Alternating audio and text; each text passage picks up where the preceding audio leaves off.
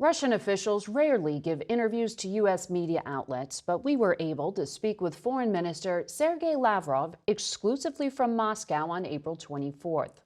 Before the cameras rolled, his communications team suggested that we ask him to keep his answers short. He made the point throughout the interview that he was trying to do just that. We go now to Russia's Foreign Minister, Sergey Lavrov.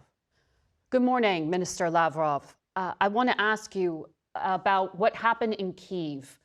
There was a large Russian attack on that capital city about 1 o'clock in the morning. President Trump has said publicly the Russian strikes are not necessary and very bad timing. Vladimir, stop, was his quote. What made it worth killing civilians when Ukraine says it's ready for a ceasefire? We only target military goals or civilian sites used by the military. President Putin expressed this for so many times, and this is not different this time as well. We never consciously target civilian sites, unlike the Zelensky regime. So was this an intentional attack then, not a mistake? If this was a target used by the Ukrainian military, the Ministry of Defense, the commanders in the field have the right to attack them. So just to be clear, when the President of the United States says, Vladimir, stop, is this a rejection of that request? Was the assessment that because of what you say regarding the concerns that this loss of civilian life made it worth it?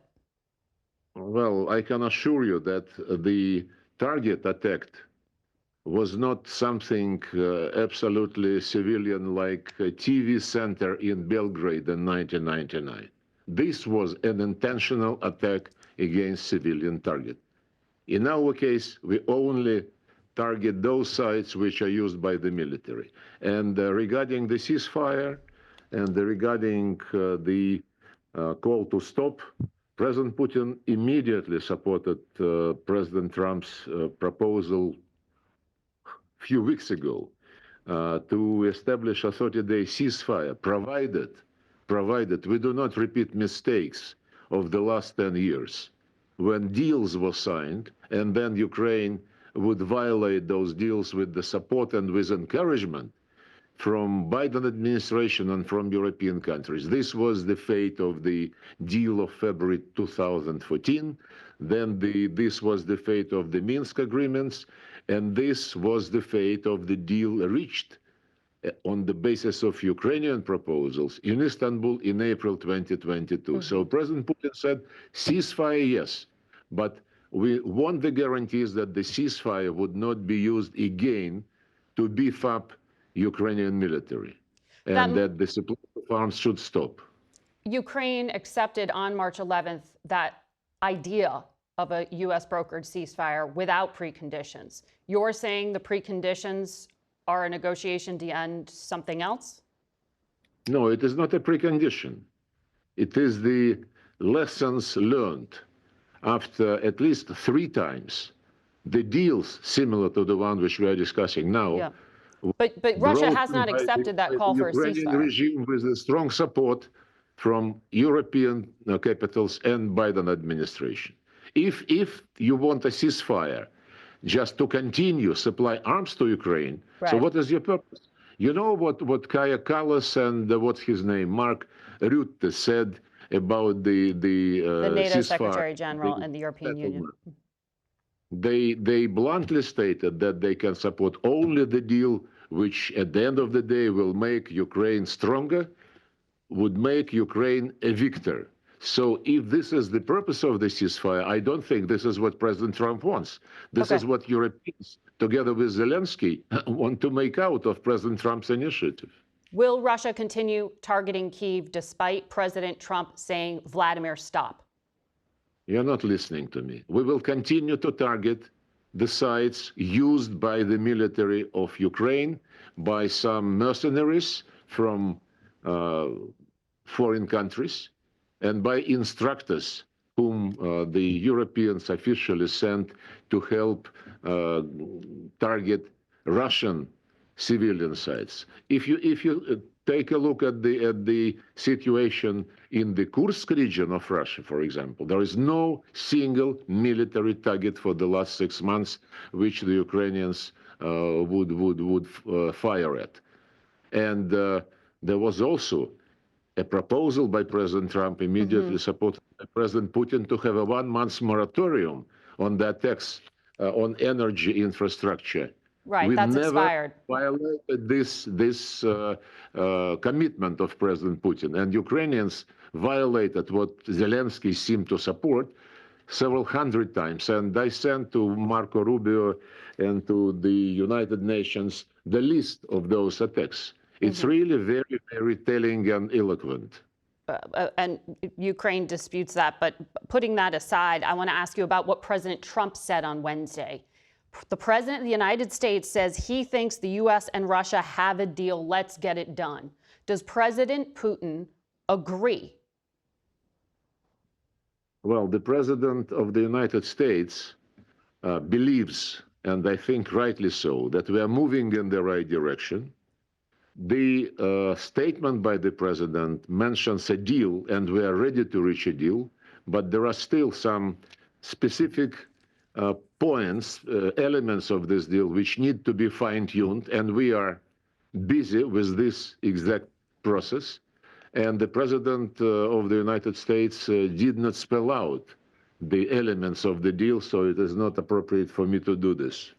But he did say there was a deal and that he was sending his envoy, Steve Witkoff, to meet with Vladimir Putin Friday in Russia.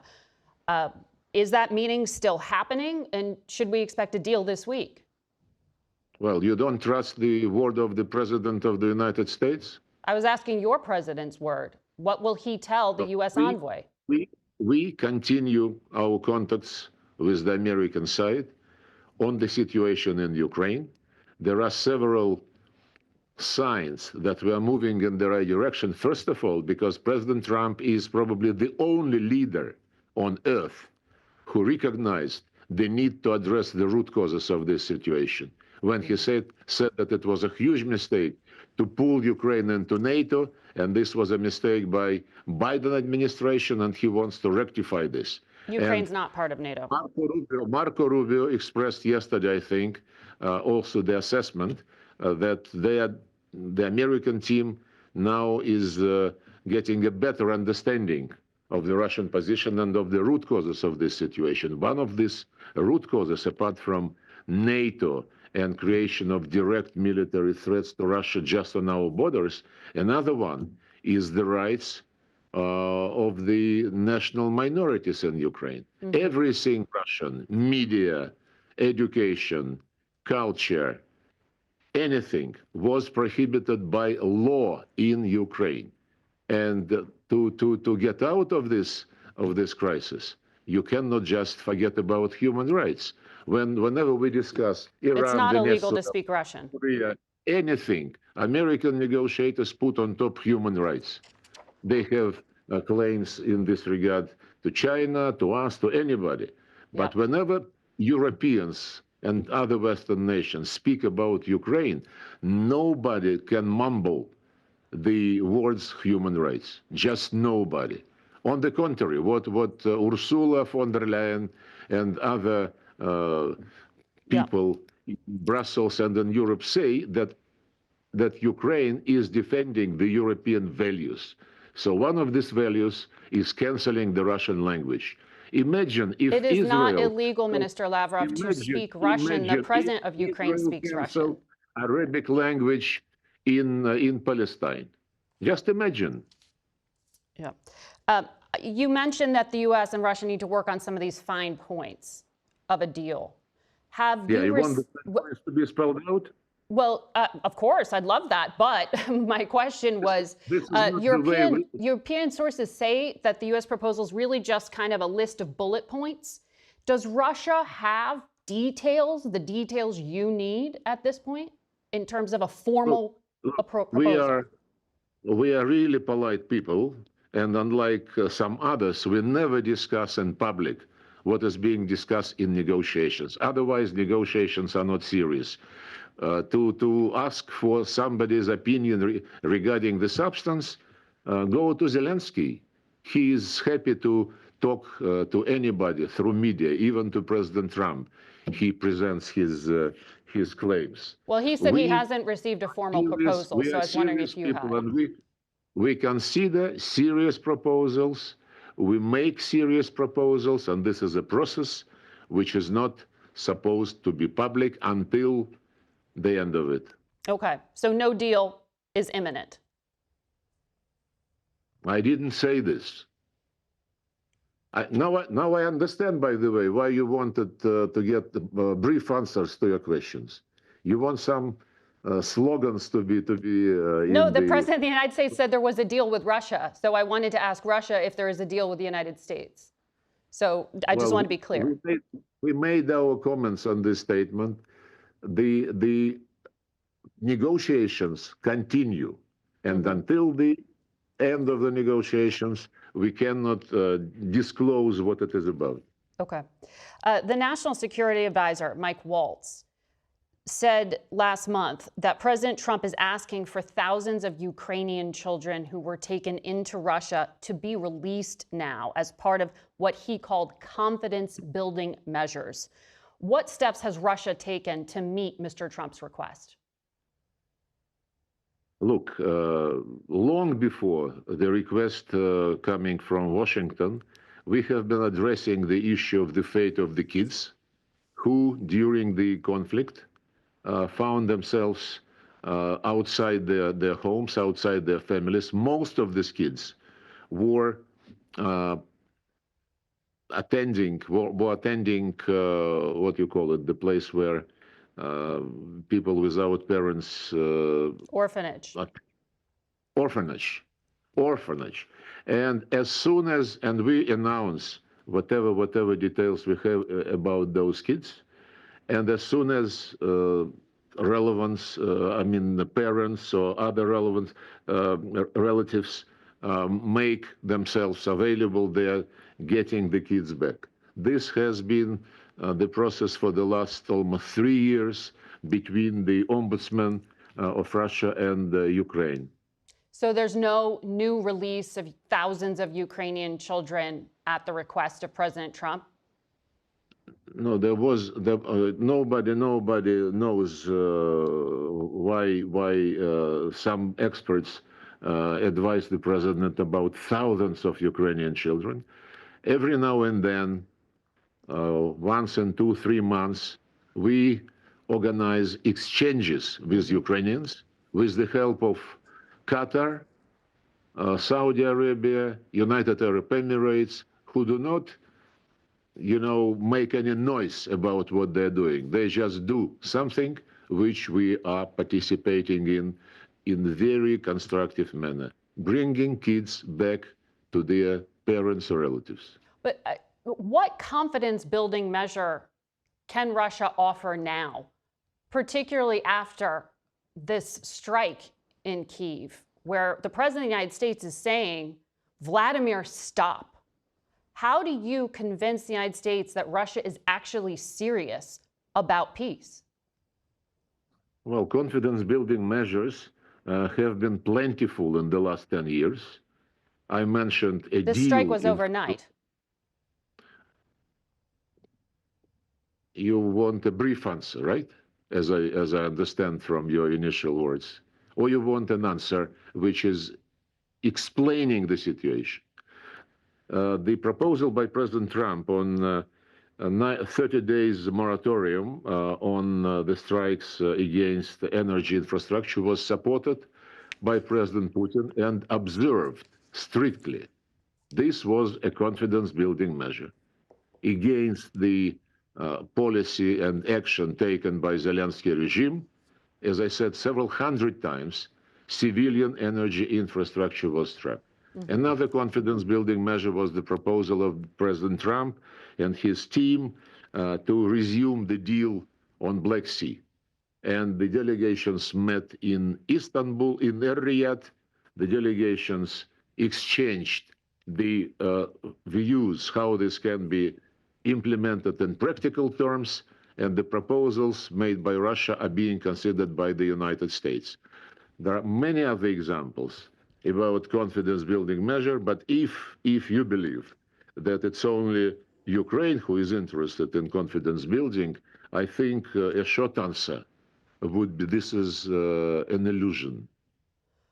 Do you take President Trump at his word when he says if Russia is unable to make a deal on ending the bloodshed in Ukraine, he'll put secondary tariffs, I think he means sanctions there, on oil coming out of Russia? Or do you think that at this point, the relationship between Russia and America has been rebuilt and that won't happen? Well, I cannot comment on what you think President Trump meant when he said something. What do you think he meant when he said secondary tariffs on oil coming out of Russia? Well, we hear many things coming from President Trump. President Trump said that he's sick and tired of the situation in this settlement, especially yesterday when he commented the statements by Zelensky. And President Trump has his own proposals and has his own style in mentioning those proposals in his public speeches. We concentrate, as I said, on the real negotiations which President Trump supports and instructed his people to continue to engage in these negotiations. I'm sorry, the answer was a bit longish, but it's difficult to explain otherwise. Mm-hmm. So I ask about the threat of sanctions or secondary tariffs. Because you recently said in an interview, if you had to personally pick sides, you would keep the existing sanctions in place on Russia. You said you've restructured the economy to be self-sufficient, and there is a growing fear that, quote, cunning Americans will lift sanctions all of a sudden to flood our market with services and technologies. So if that's the case, why should the United States consider lifting sanctions at all? Why do you ask me? You just quoted my statement, and this statement is clear for me and clear to all those who read it. If you have questions to the American side, how they treat the situation, it is not the right address to raise it with me. So you want to keep sanctions in place? Is that really the Russian position? I don't want to re-explain what I explained, I think, in quite clear manner. And you quoted, I think, very close to the real content, yeah. Right. It was a bit longer than normally you prefer. I know. Well, back in February, though, one of your colleagues, Kirill Dmitriev, who runs the Sovereign Wealth Fund and has been active in the diplomacy with the United States, said something a bit different. That's why I'm asking for clarification, because he said there is the expectation that American companies would return to the Russian market in the second half of 2025. Well, the president of Russia commented upon this situation. He said that we have nothing against American company, but those companies who decided to leave their business in Russia might find that their place has been occupied already by Russian or other foreign investors. And in this case, we would not make any decisions which would discriminate those who came to invest in Russia instead of Americans. If American companies would like to come to a place which is not yet occupied, if they want to propose a project, a new project, on top of the previous business ties, of course, we will look into this, and if we find balance of our interests, I think it would be only natural to get into business together. Well, what areas has the U.S. offered to lift sanctions on? Because it wouldn't be possible for many American companies to enter the Russian market right now under the existing sanctions. It is up to them to decide. So no offer has been made? No. How can we offer something? The United States to Russia. Well, the United States clearly tells us that they are interested in doing business together. We never reject business proposals provided they're based on the equal opportunities and treatment of each other and lead to a balance of interest. Specific proposals which are being mentioned in the media, I cannot comment upon. This is not serious. We are not we are not acting like the people in Kyiv who talk to the world through the media, including talking to presidents of great countries. So if I understand you correctly, you neither fear sanctions nor want them lifted. Look, you quoted my statement. Yes. And you quoted it right. Okay. That's my position. Okay. So when President Trump threatens new sanctions, that's not of concern. You're asking this for the third time. Yes, just trying to This was a brief answer. This was a brief answer. You are being brief and direct on that part. I was asking on the sanctions for clarity and directness. Broadly speaking, when you look at what's happening in the battle space in Ukraine right now, analysts say about 18% of Ukrainian territory is under the control of Russian forces. U.S. intelligence says battlefield trends are in Russia's favor. So if that's the case, why should the U.S. believe Russia is serious about ending the war if everything is in your favor? Well, we judge by the reaction of our American colleagues to what we tell them. And this is being done during negotiations. They're confidential as any serious negotiation. And they know our position. And as I quoted Marco Rubio, he publicly said that now they better understand the Russian position and the reasons for what is going on. And he said that nobody in Washington lifted a finger to do the same, to try to understand Russia during the Biden administration. Mm-hmm. And this implies that the dialogue continues, that the dialogue is supported by the United States, and I reiterate that it is supported by the Russian Federation, and this dialogue continues. So President Trump said he expects to meet soon with Vladimir Putin. What's an acceptable time and location? Why should they meet? Look, the presidents are masters of their own destiny and of their own schedule. I heard President Trump say that he is planning to be somewhere mid-May, and that after that he would be suggesting some dates. I cannot add anything else. Right. He said he was asked about meeting with Vladimir Putin specifically in Saudi Arabia, and he said most likely not. That's in mid-May, but shortly thereafter. You said the same thing as I. Right. Well, what are you planning? So we read the same newspapers and watch the same channels on TV. Right, but I can't pick up the phone and call Marco Rubio, the Secretary of State, like you can. What plans are you making for the two to meet? Look, I hope your listeners understand very well that it is not ethical for a foreign minister to prejudge, to presume what presidents might or might not discuss. But you think it would be good for the two leaders to meet soon? Do you expect that that's what Envoy Witkoff is negotiating? We're always in favor of meeting with people who are ready for a dialogue. President Putin repeated this thousands of times. And when we met in Riyadh, together with President Putin's foreign policy advisor Ushakov, with Marco Rubio and Mike Waltz, the American colleagues clearly stated that the U.S. policy is based firmly on U.S. national interests. They understand that the Russian policy, led by President Putin, is also based on Russian national interests, and that it is the responsibility of great powers to make sure that whenever those national interests do not coincide, and this is in most of the cases, this difference should not be allowed to degenerate into confrontation. And that's what dialogue is for.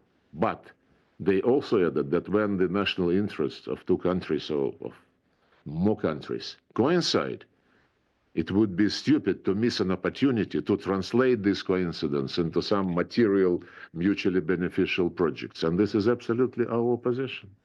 You know that President Trump is coming up on 100 days in office, and he has made clear his patience is wearing thin with the diplomacy here. Do you expect the U.S. and Russia to continue to talk after these potential peace talks fall apart? I mean, is the rebuilding of the relationship so significant now that you think it could withstand the peace talks in Ukraine falling apart? First, Russia is always available for a dialogue. So you have to address your question to the American side. Second, you prejudge the current process by saying that eventual collapse of the talks. We concentrate on doing business, not on thinking, failures or victories about anything. Unless you concentrate on the facts, that's what we do. You cannot be serious about what you are doing. Well, President Trump and Secretary Rubio said that the window was closing, that time is running out here. That's not my opinion. That's what they said.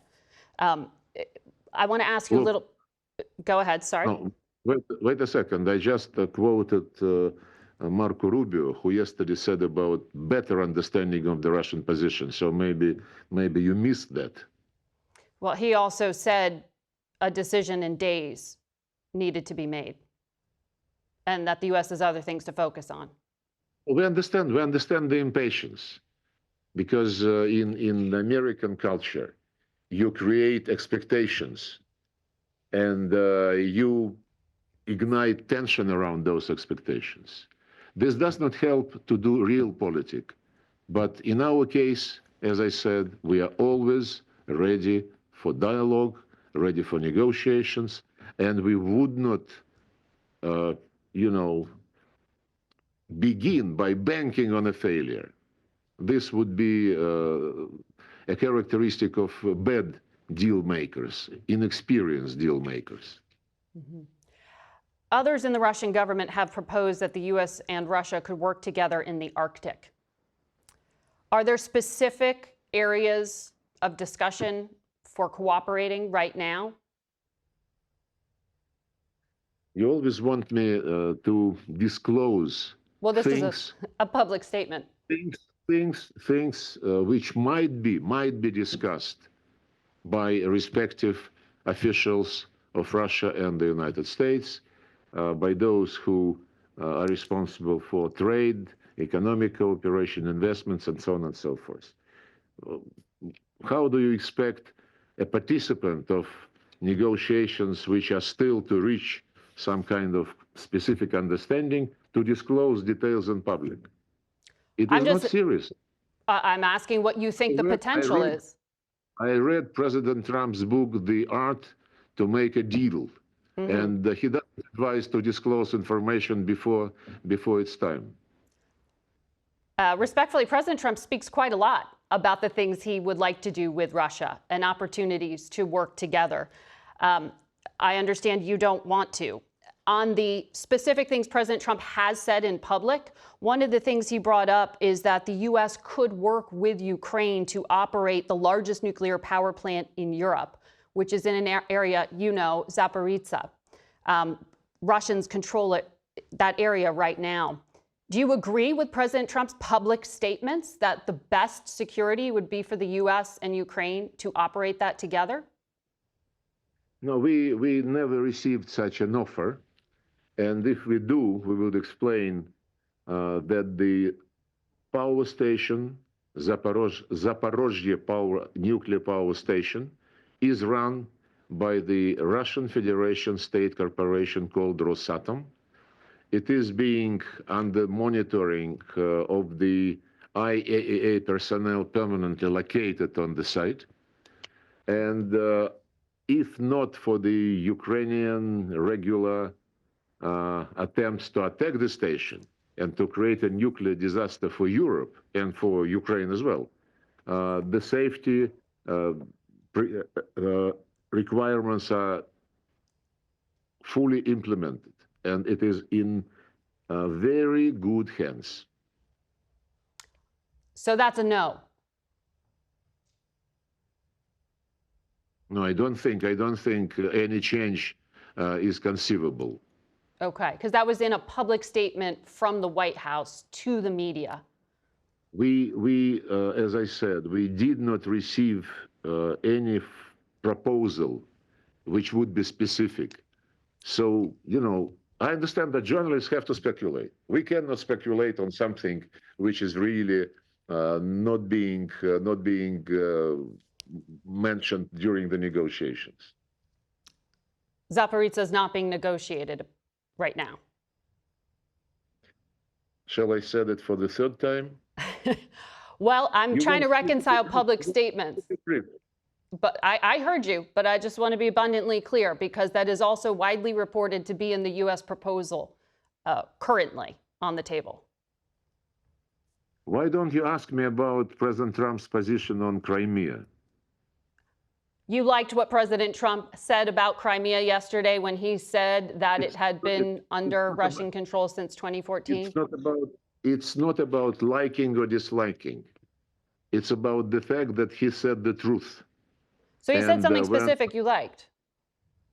When Zelensky said that this is absolutely excluded because Crimea is part of Ukraine according to the Constitution, nobody in Europe or in the States, by the way, reminded him that apart from territorial issues, the Ukrainian Constitution guarantees, I quote, the free development, the use and protection of the Russian and other national minorities' language in Ukraine.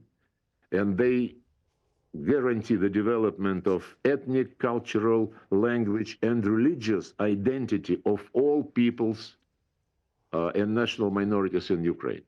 This is also in the Constitution, but as I mentioned already, and you decided not to go deeper into this topic, nobody in the West even mentions human rights when they demand that Ukraine defeat Russia in the battlefield.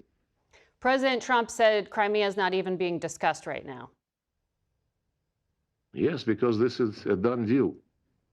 You mean Russia occupies and controls and will not negotiate the future of Crimea? Is that what you're saying? No, Russia do not negotiate its own territory. So that's one specific thing that you do want in the public space. You said everything else that I've asked you about in the U.S. proposal is too sensitive to discuss. Is there any other part of the U.S. proposal that you do like? No. I only commented what was said publicly, and I also said that normal negotiators, I emphasize this once again, normal negotiators do not negotiate through a microphone.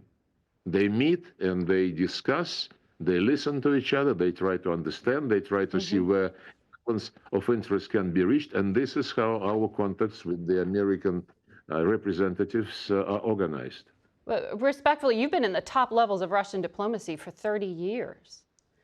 This isn't for at least 30 years. I mean, you've been in very key diplomatic roles within the top of the Russian diplomatic system for a very, very long time. I don't think any part of this is typical or normal, to use the word you used. Steve Witkoff is the envoy. Kirill Dmitriev is Vladimir Putin's envoy here. Do you think it's unfortunate that the international system of diplomacy isn't being used more and that it's this kind of one-on-one personal envoy structure? You did not express your disappointment that the international system of diplomacy was not used for the entire duration of the Biden administration. No, I was asking whether you were disappointed. You did not mention that Europeans are really very nervous that they're being marginalized. But I can quote a lot of what Europeans stated. I mentioned already Kaja Kallas and Ursula von der Leyen, who said any deal must make sure that Ukraine is stronger and that Ukraine is on top of Russia. Look, do you need negotiators who believe in this kind of logic and who don't want to look for honest balance of interest? The Trump administration is interested in searching for a balance of interest. They sincerely want to understand better the Russian position, and they're getting this understanding. And we understand better the American position through negotiations and meetings and discussions which we have with them. Back in January, Russia signed a deal with Iran to become a strategic partner. Would Russia be willing to sever that relationship at the request of the U.S. if it meant better relations with America? There was never any request like this, and we welcome the process which was initiated between the United States and Iran. We are ready to be helpful if parties believe this can be the case, and they know this. You were the negotiator back in 2015 on behalf of Russia for that landmark international agreement, the JCPOA. And part of how Russia was helpful was destroying Iran's enriched nuclear material. Is that an offer you would do again? We were not involved in destroying Iran's nuclear material. Disposing. The part of the deal was to move some amount of this material to Russia for keeping. Okay, so not destroying, but keeping. Would you keep Iran's enriched nuclear material that they've made in the past few years? Is that an offer to the U.S.? We are not putting our nose in negotiations between two countries, one of which is not Russia. And I said very clearly, I believe, but you wanted a brief answer, I will have to be longer. Since it is not probably getting through. We welcome the dialogue between the US and Iran. We would be certainly ready to help if both parties believe this is going to be useful. And they know that we are ready. Mm-hmm. Well, back then there were sanctions and pressure at the UN. It's a very different dynamic now. I want to ask you quickly about nuclear weapons because Russia is such a nuclear powerhouse. According to U.S. intelligence, Russia is developing a new satellite meant to carry a nuclear weapon, which would knock out other satellites and devastate the U.S. if it's used. That's in publicly published material. Does Russia intend to violate past treaties and actually put a nuclear weapon in space?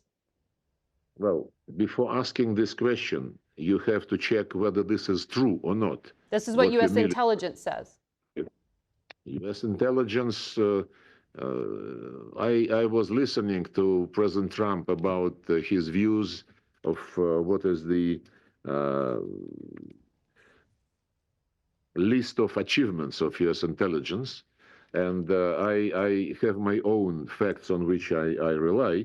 We have been promoting for many years in the United Nations a resolution prohibiting putting any nuclear weapons into outer space. The country which is categorically against it is the United States.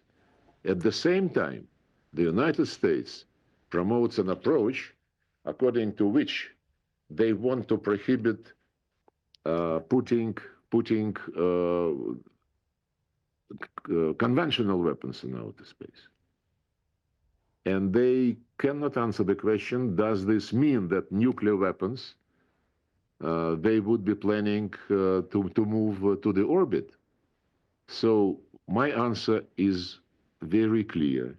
We have been championing in the United Nations a legal prohibition of placing any nuclear weapons in outer space. And the United States, at least during the Biden administration, this was the case. They were categorically against it. It was the Trump administration's intelligence community that published those findings just a few weeks ago. Are you saying the Trump administration's intelligence community findings are incorrect in regard to Russia developing a new satellite meant to carry a nuclear weapon? We denied those allegations. We, once again, cannot help repeating, have been promoting for years in the United Nations a treaty, not a declaration, a treaty prohibiting placing weapons in outer space. And the United States is against. I cannot comment about the validity of the intelligence reports, as I told you. We never received any facts which would confirm the allegations. Do you have any interest in arms control talks with the United States, with the Trump administration? It was the United States which broke the process of strengthening strategic stability. And as if the United States is willing to get back to this track, we would see what are the conditions under which this might be possible.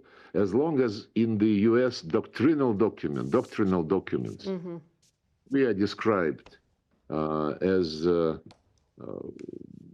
adversary, when the officials in Washington some time ago called us enemy. So we want to understand what Washington thinks of our relationship, and whether Washington is ready for, I would emphasize once again, an equal, mutually respectful dialogue heading to finding a balance of interest. If this is the approach, everything is possible. Minister, we are coming up on time, but just before I let you go, from everything you laid out, I haven't heard from you that Russia is willing to make any concession on anything to date.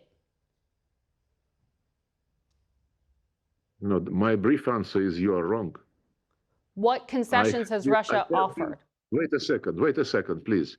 I have been emphasizing repeatedly in relation to Ukraine, in relation to strategic relations with the United States, I have been emphasizing our readiness to seek balance of interests.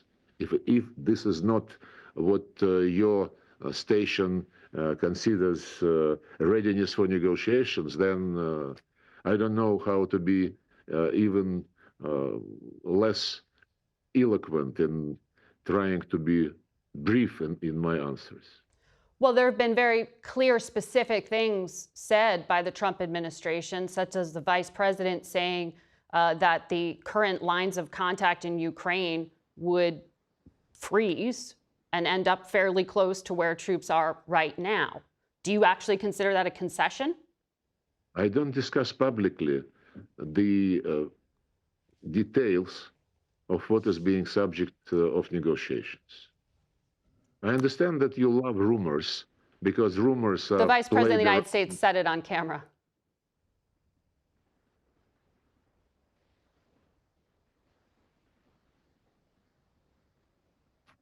Was it a question? Well, rumor. You said it was a rumor. The Vice President said it. Perhaps you missed it. No, I said about us. We are not discussing things which are subject to negotiations. Okay. Minister Lavrov, thank you for your time this morning. Thank you.